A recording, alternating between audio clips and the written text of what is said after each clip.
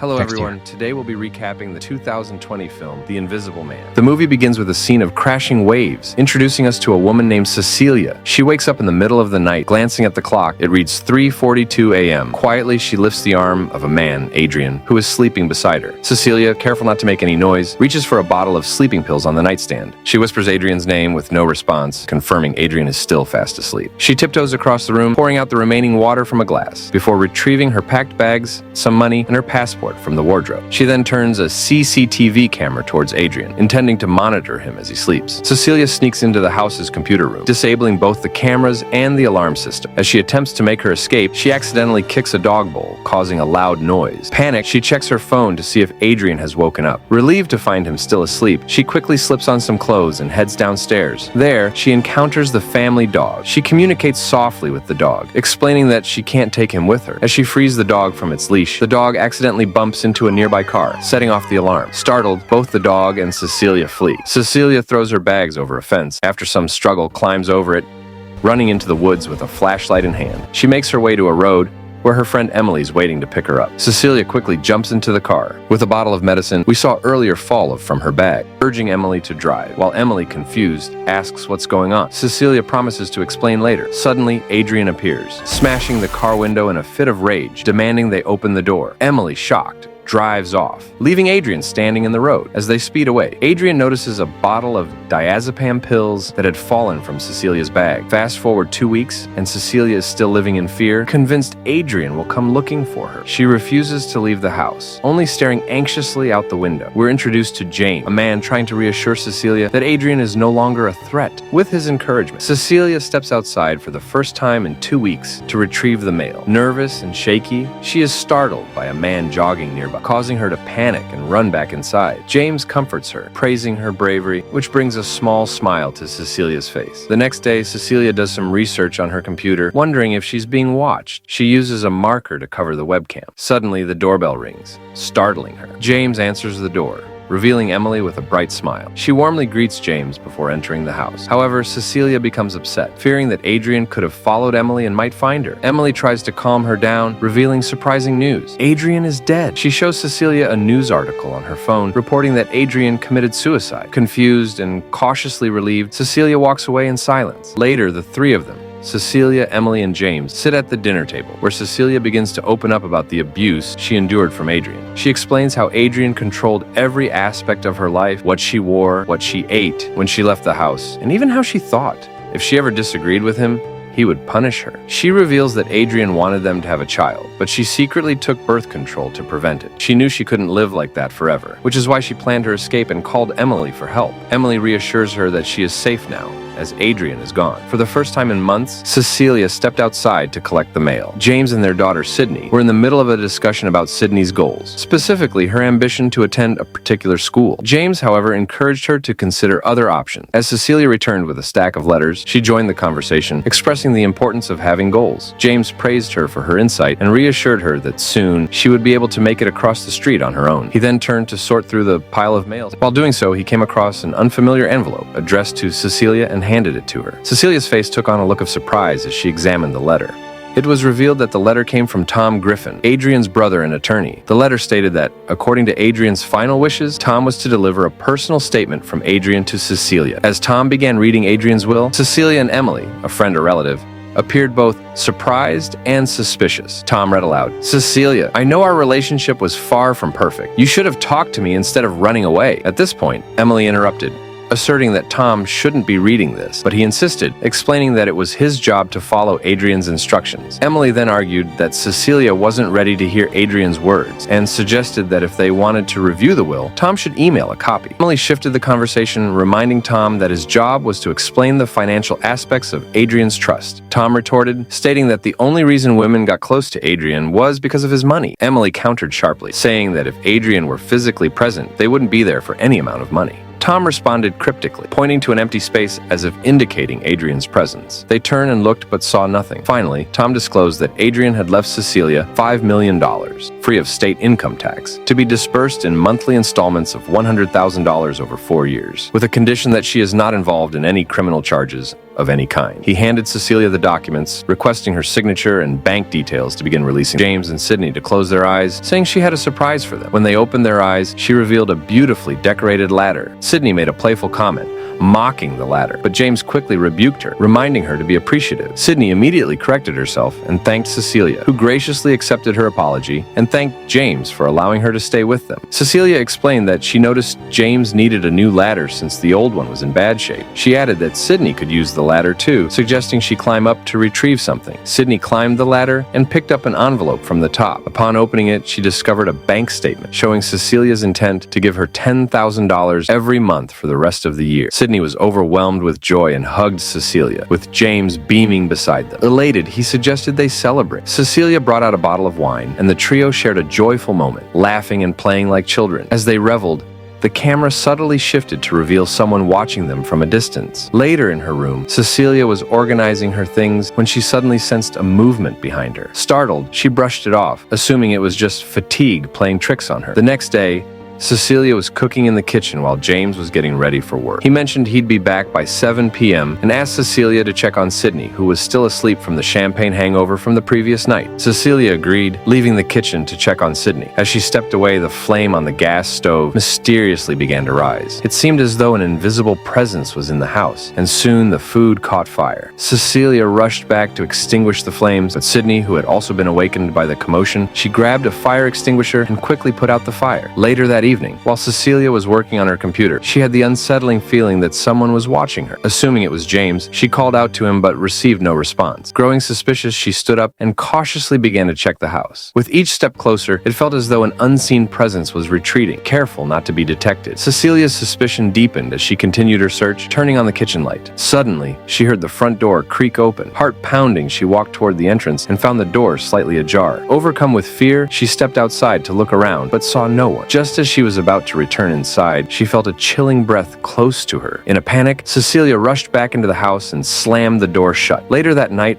as Cecilia slept with Sydney by her side, she felt her bedsheet slowly being pulled away from her body. Flashes of light illuminated the room, as if someone was taking pictures of her. Jolted awake, her bedsheet lay crumpled on the floor. As she bent down to pick it up, she heard a strange noise coming from the direction of a red chair. Her heart pounded as she cautiously approached it, her breathing growing heavier with each step. When she reached the chair, she tossed the bedsheet over it and sighed in relief. Just as she turned to go back to bed, she noticed something that made her blood run cold. A footprint appeared on the bed, as though made by an invisible person. More prints followed, coming closer and closer to her. In terror, she screamed for James. He rushed into the room as Cecilia frantically explained what she had seen, pointing to the now empty space. James, however, didn't believe her and reassured her it was just her imagination. He reminded her that she had an important job interview the next day and needed to rest, telling her not to let anything ruin her focus. The following day, Cecilia attended her interview. The interviewer was impressed with her personality and asked to see her portfolio. Confidently, Cecilia opened her briefcase only to find it empty. Shocked and unable to explain what had happened, she insisted that everything had been in there. Fortunately, the interviewer wasn't upset and kindly suggested she send her work later. He continued discussing the company, but suddenly, Cecilia began to feel lightheaded and unwell. As she tried to excuse herself, she collapsed to the floor. Later at the hospital, Cecilia and James waited for the doctor. When the doctor finally arrived, she advised Cecilia to avoid driving for a few days and assured her they would send the blood test results soon. With that, they were told she was fine and could go home. Cecilia was in the shower when her phone began to ring. Startled, she quickly turned off the water and rushed to answer. On the other end of the line was Dr. Lee, who introduced herself and informed Cecilia that the results of her blood test had come back. The test revealed an unusually high level of diazepam in her system. As Cecilia turned around, she noticed a bottle of diazepam pills that had fallen from her bag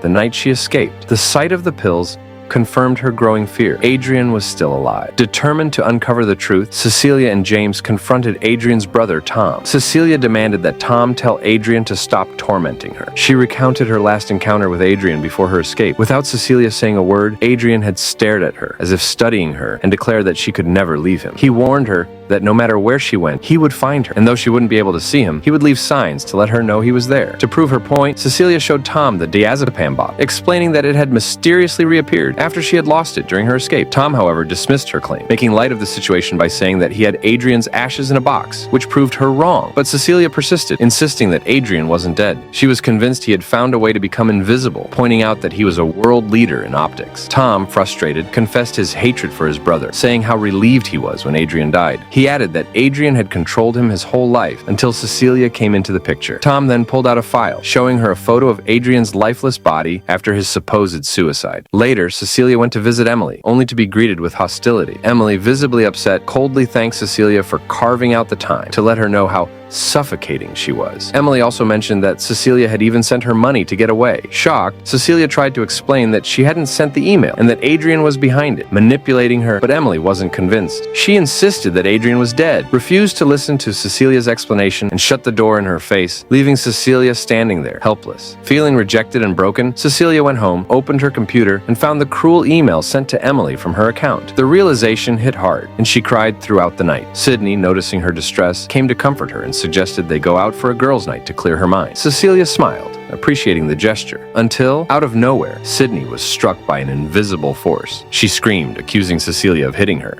James rushed in, furious. And despite Cecilia's desperate attempts to explain that she hadn't touched Sydney, he didn't believe her. Upset, he took Sydney and demanded Cecilia leave for her sister's place, storming out before she could say more.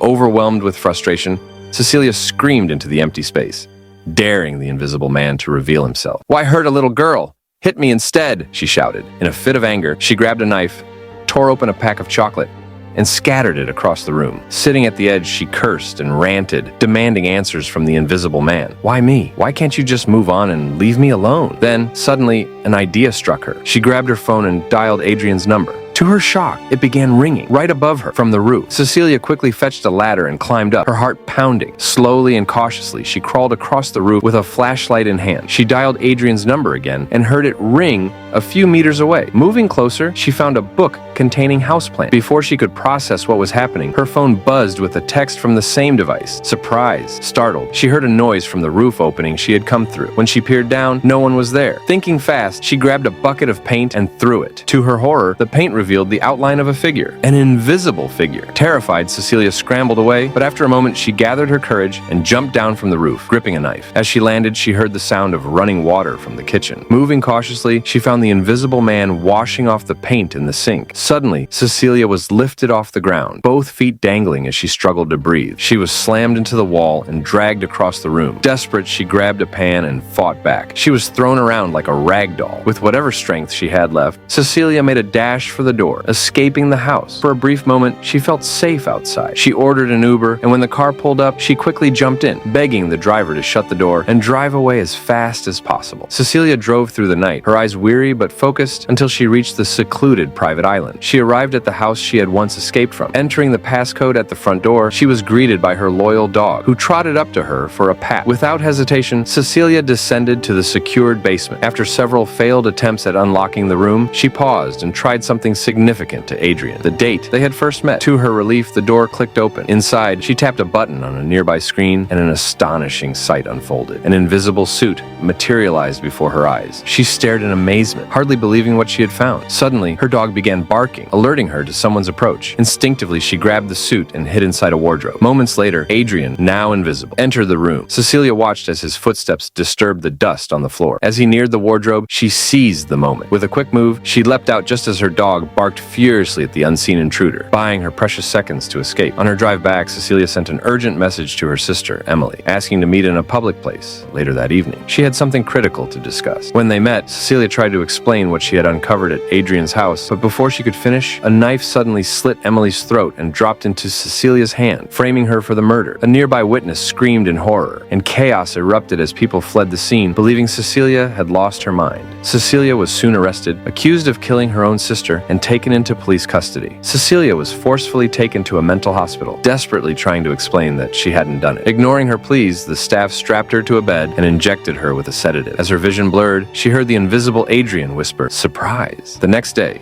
She was brought in for interrogation. They showed her CCTV footage of her running through the streets late at night. When questioned about a previous fall during a job, she confirmed it. Seizing a moment, Cecilia whispered to James that she had proof Adrian was still alive, but she couldn't say more because Adrian was in the room. James dismissed the attorney but remained skeptical, needing more convincing to believe her. Later, a nurse informed Cecilia that her recent blood test revealed she was pregnant. Shock and disappointment were evident on her face, a wave of disbelief hitting her. Cecilia was then brought before Tom, who regretfully informed her that Adrian's trust fund would no longer be available to her. According to the terms, the funds would be withdrawn if she faced any criminal charges or was declared mentally incompetent, as she now was. Tom presented her with documents to sign, formally ending the disbursement. However, he also offered her a choice. If she agreed to keep the baby, the funds would remain available. Enraged, Cecilia threw the papers aside, refusing to accept any of Tom's terms. In the midst of her anger, she discreetly hid a pen. As Tom left, he told her she didn't need to decide immediately. He would return in 3 days for her answer. Cecilia, trapped in her psychiatric cell, was checked on by the staff before they wished her goodnight. Unknown to them, she had stolen a pen earlier. Once alone, Cecilia broke the pen open, turned on the shower, and used the pen to cut herself, whispering, "You won't get the baby, and you won't get me." Just as she began to bleed, an invisible hand stopped her. Reacting swiftly, Cecilia stabbed him. Weakened, he faltered, and she continued stabbing him relentlessly until he kicked her away. As she struggled to regain her balance, a nearby officer saw her lying on the floor and instructed her to return to her bed. Suspicious of her reluctance, the officer entered the room only to spot a strange, shadowy figure. Before he could react, Adrian overpowered, using the officer's taser until he passed out. Seeing an opportunity, Cecilia fled, running down the corridors of the facility. She encountered 2 officers who attempted to restrain her, but as they dragged her back, Adrian, his invisibility suit malfunctioning, reappeared. In a flurry of quick, brutal strikes, he incapacitated the officers, and as more rushed to the scene, he knocked them down one by one, clearing a path. Grabbing a gun, Cecilia gave chase, firing a shot that grazed Adrian but didn't stop him. He escaped to a parking lot, with Cecilia still in pursuit. Cornered, Adrian faced her, his voice cold and threatening. "I won't kill you, but I will hurt everyone you love, starting with the little one. Their deaths will be on you." He fled in a car, and as Cecilia fired after him, a civilian was caught in the crossfire, causing a car accident. Desperate, Cecilia hijacked the wrecked car and raced after Adrian while calling James, warning him to get home to protect Sydney from Adrian's impending attack. At the house, Adrian sneaked inside, searching for Sydney. She woke, sensing danger, and instinctively grabbed her pepper spray, managing to hit Adrian in the face. She ran, screaming for help, but her escape was short-lived. Adrian struck her with a powerful punch, knocking her down. Just as he was about to finish her off, James arrived, gun in hand, ready to defend his daughter. But before he could act, Adrian delivered a series of brutal punches, leaving James unconscious and severely injured. Cecilia arrived just in time, armed with a fire extinguisher. She sprayed it, revealing Adrian's form, and then opened fire. Shot after shot rang out until Adrian collapsed. When Cecilia removed the mask, she was shocked to discover it wasn't Adrian, it was Tom. Dazed and horrified, she stumbled back. Soon after, SWAT raided Adrian's mansion. They found him alive, tied up in the basement, begging for help. James began recounting the incident to Cecilia, but she remained unconvinced that Tom was responsible. She knew Adrian wasn't the victim, he was the mastermind. Cecilia insisted that Adrian had set his brother up and orchestrated the entire plan. Determined to get to the truth, Cecilia called Adrian, arranging to meet him. When they met, Adrian couldn't help but admire Cecilia. She looked stunning, standing by a beautifully set dinner table. His hands trembled with nervousness as they sat down, but Cecilia quickly demanded answers. She accused him of killing her sister Emily, not Tom. Adrian denied it repeatedly, swearing that Tom was behind everything. But when he unwittingly used the word surprise, Cecilia knew he was lying. Overcome with emotion, she excused herself to the bathroom. Staring into the mirror, she resolved to take matters into her own hands. Meanwhile, Adrian waited anxiously at the table, holding his knife and fork. Suddenly, as if controlled by an unseen force, his hand raised the knife to his throat and slit it. Blood poured out as he slumped over. Moments later, Cecilia reappeared, feigning shock and calling 911, all while carefully avoiding the view of the CCTV camera. She whispered surprise as Adrian bled out and died. James, monitoring the situation through a wireless device, rushed to the scene. He found Cecilia calmly walking away, carrying a bag containing the invisible suit, the key to Adrian's murder. It was clear to James that she had orchestrated Adrian's death, but with the CCTV footage showing a scene of apparent suicide, he couldn't speak up. Cecilia walked out, free and triumphant. Thank you for watching. Don't forget to like, share, and subscribe.